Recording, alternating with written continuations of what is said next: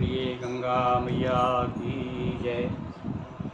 नर्मदा अध्यात्म मंच से आपका स्नेह भाजन पंडित गिरिमोहन गुरु नगर श्री।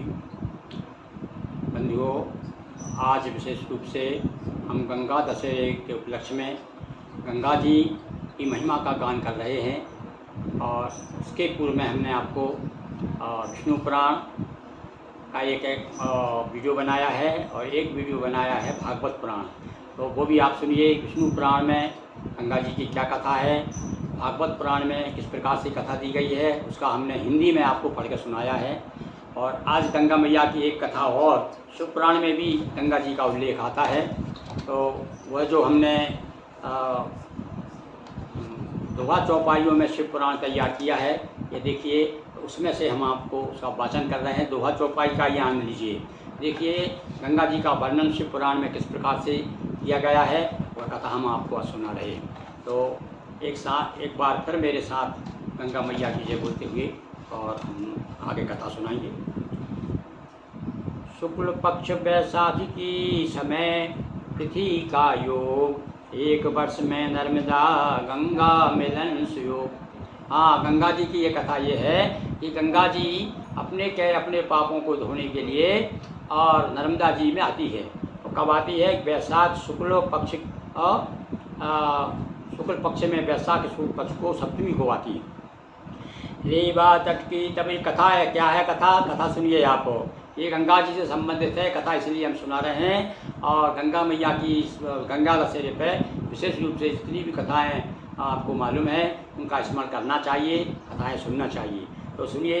रेवा तट की तपस्विनी पर हुई गंग कृपाल, आती गंगा नर्मदा से मिलने हसाल। रेवा तट की एक तपस्विनी, देखिए गंगा जी भक्तों पर कितनी कृपा करती है। अपने भौतिक कारण एक रेवा तट पर तपस्विनी थी, उन पर कृपा करने के लिए गंगा जी आई। एक बाल विधवा थी ऋषि का ध्यान सदा करती थी शिव का।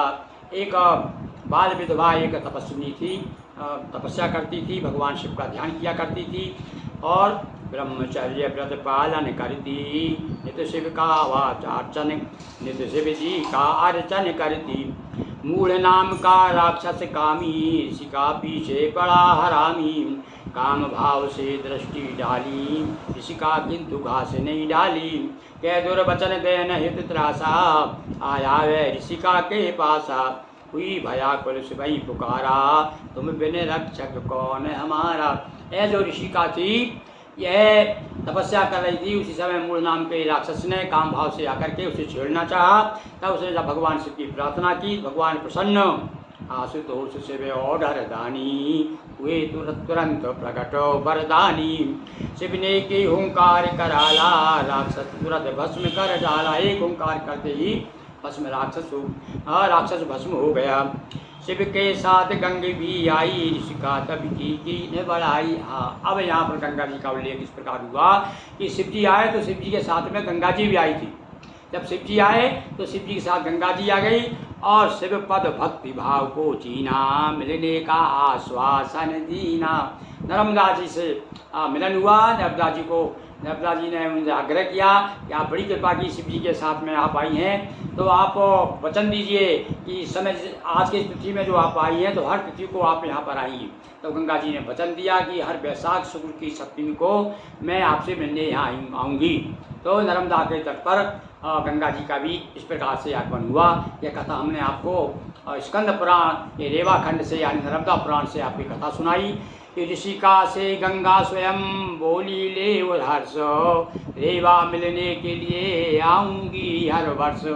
और उसने ऋषिका से भी कहा, यही ऋषिका, तुम यहाँ नर्मदा जी की बड़ी भक्त हो, यहाँ तपस्या करती हो, तो मैं अब तुम्हारे कारण और भगवान शिव के साथ, इस बार तो शिव के साथ आई हूँ, पर हर वर्ष बैसाख सप्तमी को मैं यहाँ पर आया करूँगी।